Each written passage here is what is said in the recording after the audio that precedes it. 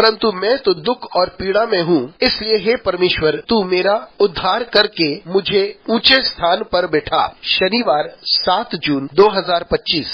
आज के मनन के लिए मैंने आप ही के लिए चुना है 3 यूहन्ना अध्याय 1 और उसका 9वां वाक्य। मैंने मंडली को कुछ लिखा था, पर द्वितीयुफिस जो उनमें बड़ा बनना चाहता है हमें ग्रहण नहीं करता। आपका दिन आशीषित हो। हमें परमेश्वर की सेवकाई में बुलाया गया है और सिर्फ परमेश्वर को महिमा मिलनी चाहिए। हम अपने आप पहला स्थान ना लें। आइए इस वाक्य पर मनन करते हैं। आज की सुबह का विषय है, हम परमेश्वर को पहला स्थान दें। यूहन्ना जब गायस नामक प्राचीन से बातें करता है, यूहन्ना जब इस पत्र को गायस नामक प्राचीन को लिखता है, तो वहाँ वो बात करता है उस कार्य के बारे में जो उन्होंने सेवकाई में की है। यूहन्ना बात करता है उन लोगों के बारे में जो परमेश्वर के कार्य को परमेश्वर की सामर्थ्य के द्वारा करते हैं और वे हर बात पर परमेश्वर पर भरोसा करते हैं। लेकिन वह एक व्यक्ति के बारे में बात करता है जिसका नाम है दियुत्रिफेस, जिसने अपने आप को पहला स्थान दिया और उसने प्रेरितों के अधिकार को नहीं स्वीकारा। जिस सेवकाई में प्रत्येक को बुलाया गया है, हर एक को ये पता होना चाहिए कि यदि परमेश्वर ने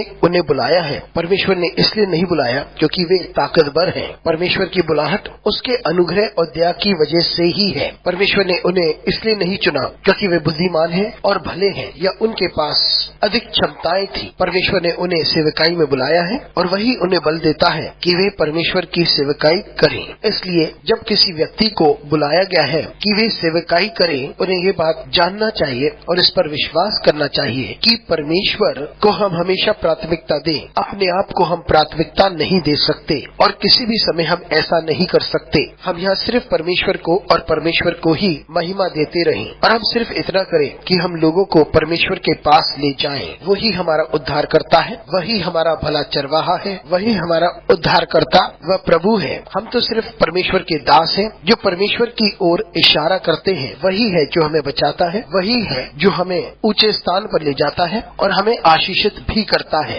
और हम अपने आप को कभी भी पहला स्थान ना दें, हम हमेशा परमेश्वर को ही प्राथमिकता दें। अनुग्रहकारी परमेश्वर स्वर्गीय पिता, हमारी सहायता कर परमेश्वर, ताकि हम निरंतर तेरे दास बने रहें और हम सिर्फ तुझे और तुझे प्राथमिकता देते रहें और तेरे सिवा और कोई नहीं। यीशु मसीह के नाम से मांगते हैं, आमीन।